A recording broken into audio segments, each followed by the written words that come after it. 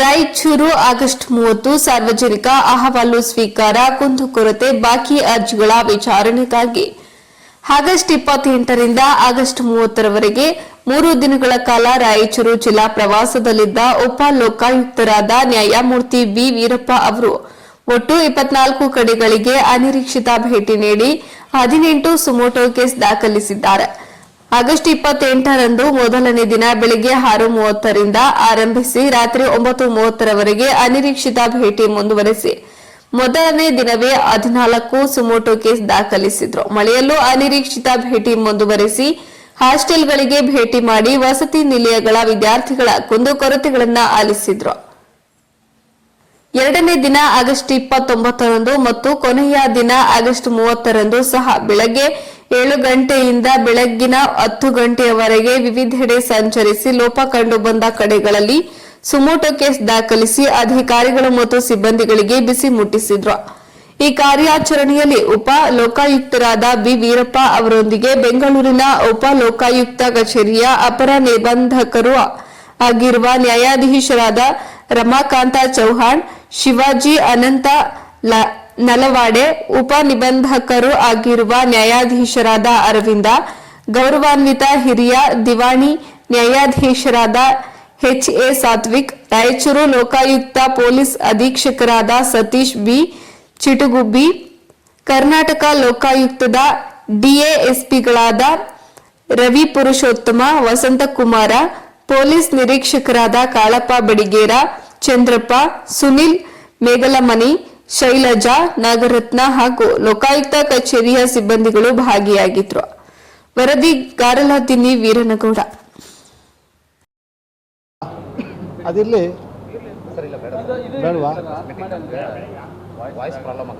ಆಯ್ತು. ನಾವು ಈ 3 ದಿವಸ ಏನು ಕಾರ್ಯಕ್ರಮ ಮಾಡಿದ್ದೀವಿ, 28ರಿಂದ 30, 3 ದಿವಸ. ಮೊದಲನೇ ದಿವಸ ಒಂದಷ್ಟು ಆಫೀಸುಗಳನ್ನು ರೈಡ್ ಮಾಡಬೇಕು, ಅಲ್ಲಿ ಏನೇನು ನಡೀತಾ ಇದೆ ನೋಡಬೇಕು ಅಂತ ಹೇಳ್ಬಿಟ್ಟು ಹೋಗಿ ಸುಮಾರು ಒಂದು 18 ಆಫೀಸ್ಗಳು ಇವತ್ತು ಬೆಳಗ್ಗೆ ಸೇರಿಸಿ, ಇವಾಗ ಊಟ ಆದಮೇಲೆ ಮಧ್ಯಾಹ್ನ ಒಂದು ಅಂಗನವಾಡಿಗೆ ಹೋಗಿದ್ದೀವಿ. ಎಲ್ಲ ಸೇರಿಸಿ ಟೋಟ್ಲು ಸುಮಾರು 24-25 ಆಫೀಸ್ಗಳನ್ನು ಭೇಟಿ ಮಾಡಿದ್ದೀವಿ. ಅದರಲ್ಲಿ 18 ಕೇಸುಗಳನ್ನು ನಾನು ಸ್ವಯಂ ಪ್ರೇರಿತ ದೂರುಗಳನ್ನಾಗಿ ಕೇಸ್ ರಿಜಿಸ್ಟರ್ ಮಾಡಿದ್ದೀನಿ. ಆ 24 ಕಡೆ ಓದುವಲ್ಲ, ಸುಮಾರು ಕಡೆ ಎಲ್ಲದಕ್ಕಿಂತ ಹೆಚ್ಚಾಗಿ ಆ 24 ಆಫೀಸ್ಗಳಿಗಿಂತ ಹೆಚ್ಚಾಗಿ ನೋವಾಗಿದ್ದು ಅಂದರೆ ಮೆಟ್ರಿಕ್ BCM ಡಿಗ್ರಿ ನಂತರದ ಹಾಸ್ಟೆಲಲ್ಲಿ, ಸಮಾಜ ಕಲ್ಯಾಣ ಹಾಸ್ಟೆಲು ಹೋದಾಗ ಆ ಮಕ್ಕಳು ಊಟ ಮಾಡ್ತಾಯಿದ್ರು. ಆ ಟೇಬಲ್ ಮೇಲೆ ನೋಡಿದಾಗ ಅರ್ಧ ಚಪಾತಿ ಸೆಂಟ್ರಲ್ ತಿಂದು ಮಿಕ್ಕಿದ್ದೆಲ್ಲ ಎಳೆದು ಸೈಡಿಗೆ ಬಿಟ್ಟಿದ್ರು. ಅದು ನೋಡಿದಾಗ ನನಗೆ ಸ್ವಲ್ಪ ನೋವಾಯಿತು, ಈ ಮಕ್ಕಳು ಯಾಕೆ ಊಟ ಮಾಡಿಲ್ಲ ಅಂತ. ಆಮೇಲೆ ನಾವು ಅದನ್ನು ಕರೆಕ್ಟಾಗಿ ಚೆಕ್ ಮಾಡಿದಾಗ ಬೆಂದೇ ಇಲ್ಲ, ಮಕ್ಕಳು ಬಿಟ್ಟಿದ್ದಾರೆ. ನೋವಿನ ಸಂಗತಿ ಏನು ಅಂದರೆ, ಅಲ್ಲಿ ನಾವು ಮಕ್ಕಳು ಕೌಂಟ್ ಮಾಡಿದಾಗ 140 ಜನ ಮಕ್ಕಳಿದ್ರು. ಬಯೋಮೆಟ್ರಿಕ್ಕು ಅಲ್ಲಿ ಕೌಂಟ್ ಮಾಡಿದಾಗ 140 ಜನ, ಕೌಂಟ್ ಮಾಡಿದಾಗ 100, ಬಯೋಮೆಟ್ರಿಕ್ 140 ಜನ ಮಕ್ಕಳಿದ್ರು. ಆ ಅಟೆಂಡೆನ್ಸಲ್ಲಿ 427 ಜನ ಅಟೆಂಡೆನ್ಸ್ ಮಾಡ್ತಾರೆ. ಇಂಥ ಅಧಿಕಾರಿಗಳು ನಮಗೆ ಬೇಕಾ ಅಂತ ನೋವಾಯಿತು ನನಗೆ. ನಾನು DC ಮಾತಾಡಿದ್ದೀನಿ, CO ಮಾತಾಡಿದ್ದೀನಿ.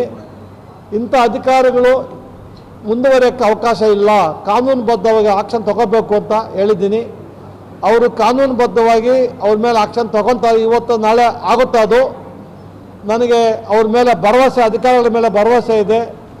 ಎಲ್ಲ ನಮ್ಮ DC ಸಾಹೇಬ್ ಇರ್ಬೋದು, SP ಸಾಹೇಬ್ ಇರ್ಬೋದು, CO ಸಾಹೇಬ್ ಇರ್ಬೋದು, ನಮ್ಮ ಕಮಿಷನರ್, ಕಾರ್ಪೊರೇಷನ್ ಕಮಿಷನರ್ ಇರ್ಬೋದು, ನಮ್ಮ ಲೋಕಾಯುಕ್ತ SP, ಎಲ್ಲ ಅಧಿಕಾರಿಗಳು 3 ದಿವಸದಿಂದ ನನ್ನ ಜೊತೆಗೆ ಹೆಂಗಿದ್ದಾರೆ ಅಂದರೆ, ನಾನು ಬುಲೆಟ್ ಹಿಡ್ಕೊಂಡು ಅವ್ರು ಮಿಷಿನ್ ಗನ್ ಕೊಡ್ತಾರೆ ಪಕ್ಕದಲ್ಲಿ, ನಾನು ಒಂದು ಗನ್ ಹಿಡ್ಕೊಂಡ್ರೆ ಸರ್ ಇದು ಅಂತ, ಆ ಥರ ನನಗೆ ಶಿಸ್ತಿನ ಸಿಪಾಯಿಗಳು, ಕಮಾಂಡರ್ಸ್ ಥರ, ದೇರ್ ಆಲ್ ಮೈ ಕಮಾಂಡರ್ಸ್ ನನಗೆ ಸಪೋರ್ಟ್ ಮಾಡಿದ್ದಾರೆ.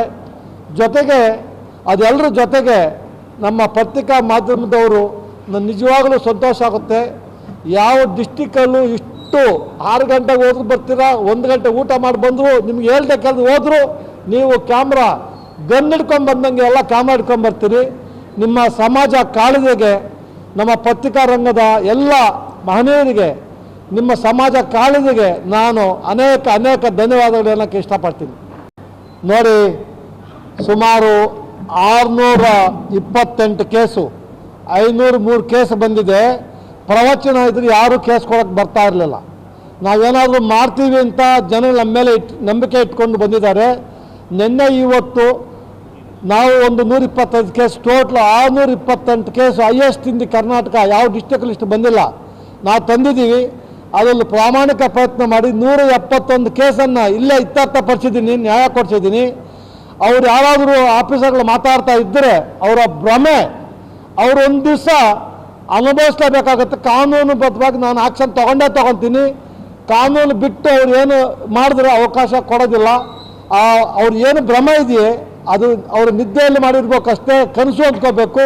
ನಿಜವಾದ ಭ್ರಮೆ, ನಿಜವಾದ ಆಕ್ಷನ್ ಏನು ಅಂತ ಇನ್ನು ಮುಂದೆ ಆಗುತ್ತೆ. ಆ ಪ್ರಕರಣ ಸಂಬಂಧಪಟ್ಟಂತೆ ಹೇಳಿ ಸರ್. ಅದಕ್ಕೆ ನಾನು ಮಧ್ಯಾಹ್ನ ಹೆಣ್ಮಕ್ಳು ಬಂದಾಗ 66 ಜನ ಹಕ್ಕುಪತ್ರ ನಮ್ಗೆ ಕೊಟ್ಟಿದ್ದಾರೆ. ನಾನು ಊಟಕ್ಕೆ ಹೋಗ್ಬೇಕಾದ್ರೆ ಎಲ್ಲ ಬಂದರು. ಅಮ್ಮ ಊಟ ಮಾಡಿ ಬರ್ತೀವಿ ಅಂತ ನಾನು ಹೇಳಿ, ಊಟ ಮಾಡಿ ಬಂದ ತಕ್ಷಣ ಅವರ ಒಳಗಡೆ ಆ ರೂಮಲ್ಲಿ ಕೂತಿದ್ರು, ಒಳಗಡೆ ಆಚೆ ಕರೆಸಿ ನಾನು ಎಲ್ಲರನ್ನ ಮನವಿ ಕೇಳಿದ್ದೀನಿ.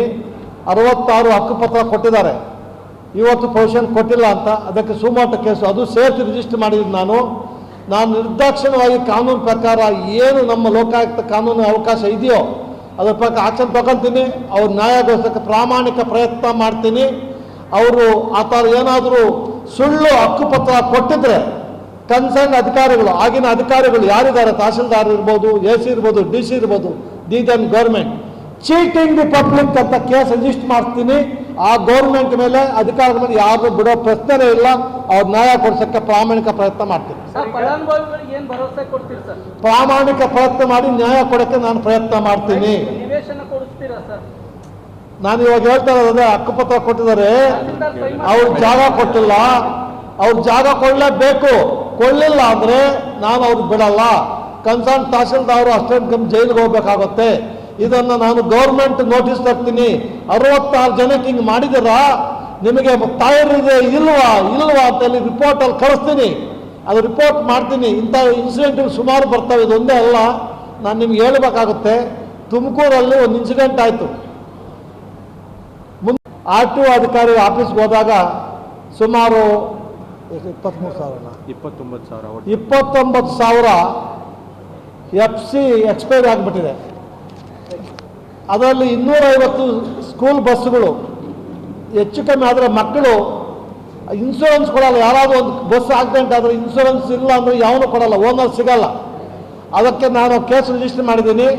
ಅವ್ರಿಗೆ 2 ತಿಂಗಳು ಟೈಮ್ ಕೊಟ್ಟಿದ್ದೀನಿ. ಎಲ್ಲ FCಗಳು ಆಗಬೇಕು, ಫೈನ್ ಕಲೆಕ್ಟ್ ಮಾಡಬೇಕು, ಲಕ್ಷಾಂತರ ದುಡ್ಡು ಬರುತ್ತೆ. ನಾನು ಡಿಸ್ಟಿಕ್ ಹೋದಾಗ ಬರೀ ಅದನ್ನು ನೋಡೋದು. ಇವತ್ತು ಮೈನ್ಸ್ಗೆ ಹೋದಾಗಲೂ ಅಷ್ಟೇ, ಯಾವುದು FC ಇಲ್ಲ ಅದೆಲ್ಲ ಫೈನ್ ಹಾಕಬೇಕು ಅಂತ ಹೇಳಿದ್ದೀನಿ. ಅವ್ರ ಮೇಲೆ ಆಕ್ಷನ್ ತಗೊತೀನಿ. 2 ತಿಂಗಳಲ್ಲಿ ಮಾಡದೇ ಇದ್ದರೆ